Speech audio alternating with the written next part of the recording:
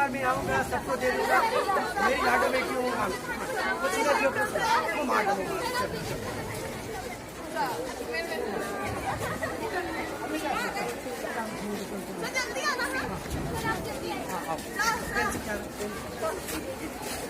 मैं बुढ़ा हो जाऊँगा मार सब मैनेजमेंट सब टीचर समस्ते सार बार्ता को शुणी आज समस्ते बहुत खुशी अच्छा बहुत किसी बार्ता आमको आम जीवन में आगू जावाक सब साहाय्य कर तेणु आम आम कॉलेज सब मैनेजमेंट टीचर मान को बेसिकली सोम सार को आम बहुत बहुत धन्यवाद दौचु सार आमको एत किसी कही thank you so much sir.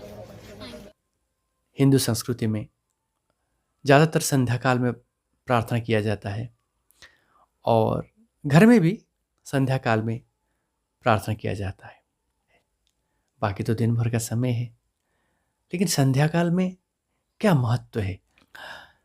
जितना मैंने अध्ययन किया हूँ, जितना मैंने विद्वानों को सुना हूँ, जो मेरी अनुभव है, मैं आपसे वो चर्चा करना चाहता हूँ।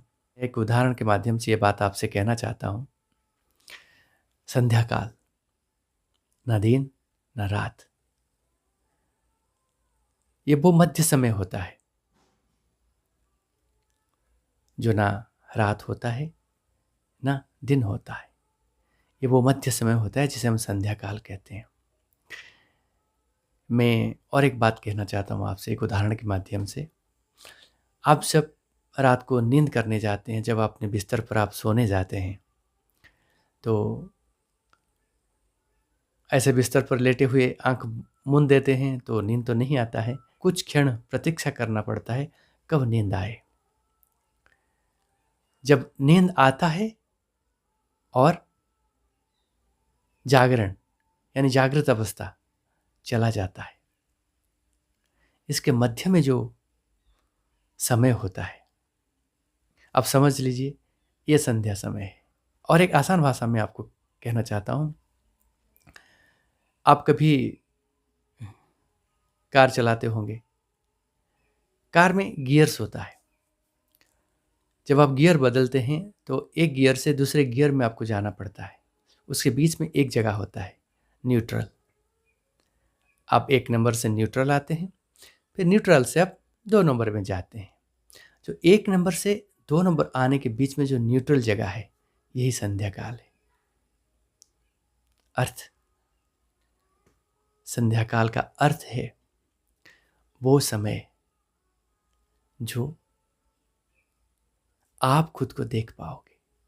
जो बीच का वक्त होता है वही आपको अनुभव देता है कि आप ना नींद हो ना जागरण हो, ना आप 1 नंबर हो ना आप 2 नंबर हो। आप इनमें से कोई नहीं हो, आप वो मध्य हो। मैं बात कर रहा हूं चेतना की। आप वो चेतना हो, आप शरीर में हो लेकिन आप शरीर नहीं हो।